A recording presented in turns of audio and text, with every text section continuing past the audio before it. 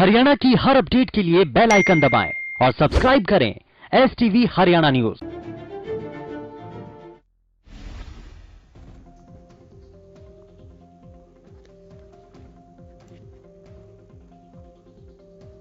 तीनों केंद्रीय कृषि कानूनों को रद्द करने की मांग को लेकर दिल्ली, हरियाणा और उत्तर प्रदेश के चारों बॉर्डर पर किसानों का धरना प्रदर्शन जारी। किसान का धरना 90 दिनों से जारी है। किसान आज किसान पगड़ी संभाल दिवस मना रहे हैं। किसान पगड़ी संभाल दिवस पर आत्मसम्मान के प्रतीक में अपनी क्षेत्रीय पगड़ी को पहनकर सरकार के तीनों कृषि कानूनों का विरोध कर रहे हैं। संयुक्त किसान मोर्चा ने बताया कि आज पगड़ी संभाल दिवस और 24 फरवरी को दमन विरोधी दिवस मनाया जाएगा। करनाल के मुंडीगढ़ी में किसान आंदोलन के समर्थन में एक किसान ने अपनी गेहूं की फसल पर ट्रैक्टर चला दिया। इस दौरान दूसरे किसानों ने उसे रोकने की कोशिश भी की, लेकिन कृषि कानून से नाराज किसान ने 5 एकड़ में खड़ी गेहूं की फसल पर ट्रैक्टर चलाकर अपना विरोध जताया। कृषि कानूनों के विरोध में फसल नष्ट करने पर किसान नेता गुरनाम चड़ूनी का बयान सामने आया। गुरनाम चड़ूनी ने किसानों से अपील करते हुए कहा कि कोई भी किसान आवेश में आकर अपनी खड़ी फसल ना बहाए। हम संघर्ष के साथ अपनी लड़ाई जीतेंगे। महम से निर्दलीय विधायक बलराज कुंडू ने किसानों से फसल बर्बाद ना करने की अपील की। मीडिया से बातचीत के दौरान बलराज कुंडू ने किसानों से फसल पर ट्रैक्टर नहीं चलाने की अपील की। बलराज कुंडू ने कहा कि किसानों को अपनी फसल को नष्ट करने के बजाय उसे गरीबों में मुफ्त बांटना चाहिए। कुंडू ने कहा कि किसानों के इस फैसले के वो साथ नहीं हैं। सिरसा में आज किसान महापंचायत का आयोजन किया जा रहा है। किसान पंचायत में संयुक्त किसान मोर्चा के दिग्गज नेता किसानों को संबोधित करेंगे। सोनीपत के खरकौदा में हुई सर्वजातीय महापंचायत में किसान नेता राकेश टिकैत सरकार पर जमकर बरसे। राकेश टिकैत ने कहा कि सरकार का रवैया बिल्कुल खराब है, जो किसान के विरोध में है। किसान आंदोलन को अब विदेश से भी समर्थन मिलने लगा है। इंग्लैंड में रहने वाला एक शख्स इंग्लैंड से किसानों के लिए जूस और गाजर का हलवा लेकर ढांसा बॉर्डर पहुंचा। केंद्रीय राज्य मंत्री रतनलाल कटारिया ने किसानों को धरना खत्म करके सरकार से बात करने की सलाह दी है। किसान आंदोलन के बीच कृषि मंत्री जेपी दलाल का बयान सामने आया। जेपी दलाल ने कहा कि सरकार किसान आंदोलन को बातचीत के जरिए हल करने को तैयार है। चंडीगढ़ में आज कांग्रेस विधायक दल की बैठक होने जा रही है। इस बैठक में बजट सत्र में सरकार को घेरने पर चर्चा की जाएगी। हरियाणा में कल से तीसरी से 5वीं तक की क्लासेस शुरू होंगी। शिक्षा विभाग की ओर से स्कूलों को दिशा निर्देश जारी किए गए। 2 दिन तक शांति के बाद आज तेल कंपनियों ने फिर डीजल और पेट्रोल के रेट में बढ़ोतरी कर दी। आज देश की राजधानी दिल्ली में पेट्रोल 35 पैसे प्रति लीटर बढ़कर 90.93 रुपए तक चला गया। डीजल में भी 35 पैसे प्रति लीटर की बढ़त हुई है। देश के कई शहरों में पेट्रोल पहले से ही 100 रुपए के पार चल रहा है।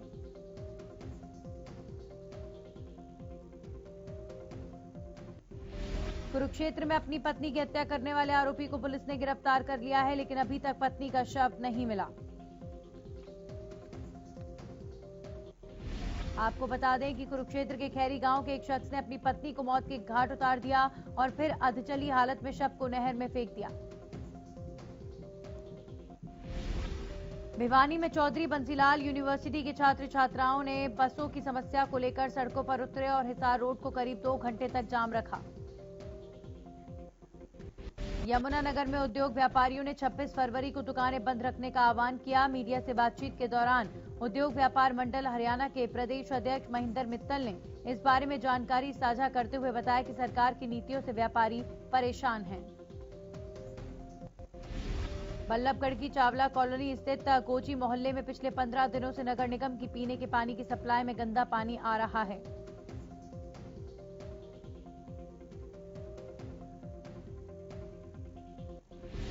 नेपाल में आयोजित youth Asian federation international championship में जाखल के जसप्रीत शर्मा ने भारत का नाम रोशन किया। विजेता खिलाड़ी के जाखल पहुंचने पर जोरदार तरीके से स्वागत किया गया। इंग्लैंड के खिलाफ अगले महीने होने वाली 5 मैचों की टी20 सीरीज के लिए हरियाणा के ऑलराउंडर राहुल तेवतिया को टीम इंडिया में शामिल किया गया है। भारतीय टीम ने चुने जाने के बाद राहुल तेवतिया के घर में खुशी का माहौल। प्रदेश में कोरोना के आंकड़ों में लगातार गिरावट दर्ज की जा रही है। बीते 24 घंटे में 106 नए मरीजों की पुष्टि की गई।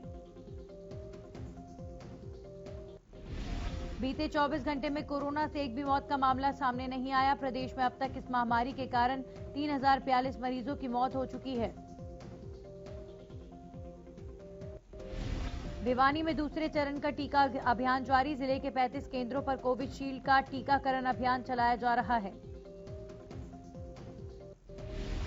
कोविशील्ड का दूसरा टीका फ्रंटलाइन योद्धा, आंगनवाड़ी वर्कर, मेडिकल स्टाफ और पुलिस कर्मियों को लगना शुरू हो गया है।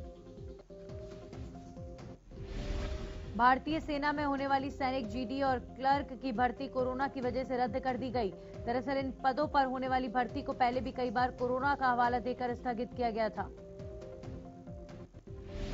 बहादुरगढ़ में अवैध कॉलोनियों का जाल फैलता जा रहा है। झज्जर रोड पर करीबन 5 एकड़ में अवैध कॉलोनी बसाई जा रही है, लेकिन प्रशासन का इस ओर कोई ध्यान नहीं।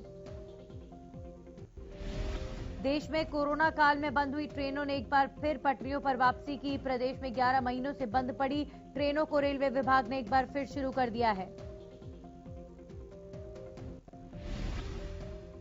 चरखी दादरी में भारतीय किसान यूनियन के महासचिव रणबीर सिंह ने महंगाई को लेकर बीजेपी सरकार पर निशाना साधा। रणबीर सिंह ने कहा कि केंद्र की बीजेपी सरकार ने पेट्रोल, डीजल और रसोई गैस की बेतहाशा बढ़ोतरी के जरिए आम आदमी को लूटने का काम किया है। भिवानी में यातायात को सुचारू रूप से चलाने के लिए पुलिस अधीक्षक अजीत सिंह ने यातायात प्रबंधन के साथ बैठक की। इस दौरान सभी को निर्देश दिए गए कि यातायात नियमों को लेकर सख्ती बरती जाए। भिवानी में ट्रैफिक व्यवस्था सुचारू करने और सड़क हादसों में कमी लाने के उद्देश्य से भिवानी ट्रैफिक पुलिस ने एक विशेष अभियान चलाया। कैथल में रोडवेज विभाग के राज्य कार्यालय की तरफ से एक पत्र जारी करते हुए सभी रोडवेज जीएम को भेजा गया है, जिसमें आदेश जारी किए गए हैं कि बस चलाते समय कोई भी चालक मोबाइल फोन इस्तेमाल न करे। नकली घाट से यमुना नदी पार कराने के नाम पर अवैध वसूली का सीएम फ्लाइंग ने पर्दाफाश किया। करीब 1 साल से यहां